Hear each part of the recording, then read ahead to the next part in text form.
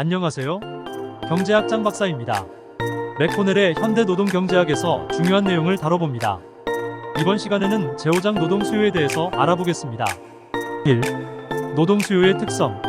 노동 수요는 파생 수요이며 노동의 한계 생산성과 생산물의 가격 또는 시장 가치에 영향을 받습니다. 노동 수요의 변화, 그리고 노동 수요의 탄력성 개념들은 현실 세계 상황에 큰 적용 가능성을 가지고 있습니다. 2. 단기 노동 수요 곡선.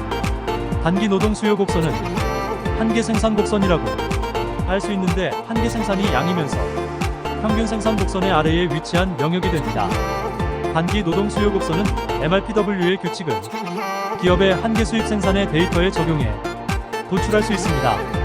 다른 조건이 일정하다면 완전 경쟁 판매자의 노동 수요 곡선은 불완전 경쟁 판매자의 노동 수요 곡선보다 더 탄력적입니다.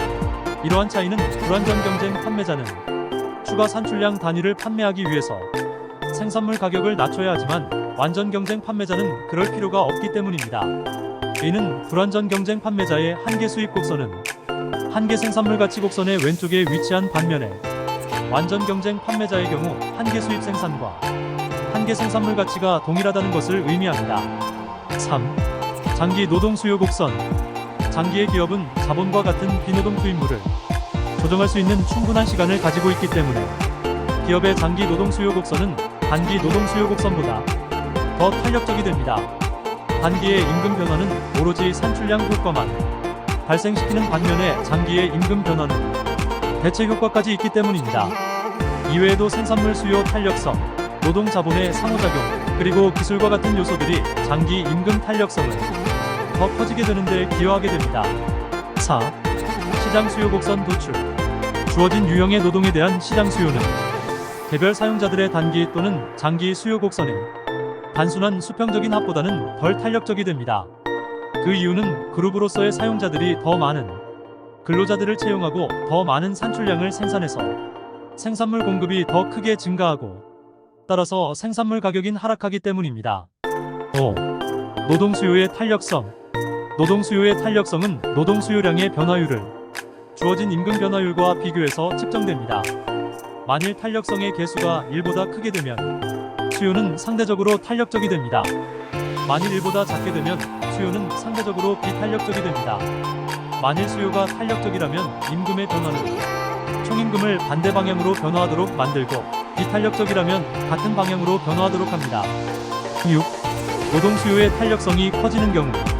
노동 수요의 탄력성이 커지는 경우는 첫째, 생산물 수요의 탄력성이 크면 클수록, 둘째, 총 비용에 대한 노동 비용의 비율이 크면 클수록, 셋째, 다른 투입물들의 노동으로 대체 가능성이 크면 클수록, 넷째, 다른 투입물들의 공급 탄력성이 크면 클수록 노동 수요의 임금 탄력성이 커집니다. 7. 노동 수요 곡선의 이동. 노동 수요 곡선의 위치는 다음의 요인들에 의해서 좌우됩니다. 첫째, 생산물 수요. 둘째, 노동의 한계 생산성. 셋째, 사용자의 수.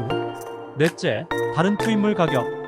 이러한 수요의 결정 요인 중에서 어떤 것이라도 변하게 되면 노동 수요 곡선은 새로운 위치로 이동하게 됩니다. 8. 노동과 자본의 대체 보완 관계. 노동과 자본은 생산에 있어서 대체 관계에 있거나 또는 순수 보완 관계에 있습니다. 만일 그것들이 생산에 있어서 대체 관계라고 하면 조대체 요소이거나 아니면 조보완 요소가 됩니다. 조대체 요소의 가격이 변화할 때 다른 자원에 대한 수요는 같은 방향으로 변화합니다.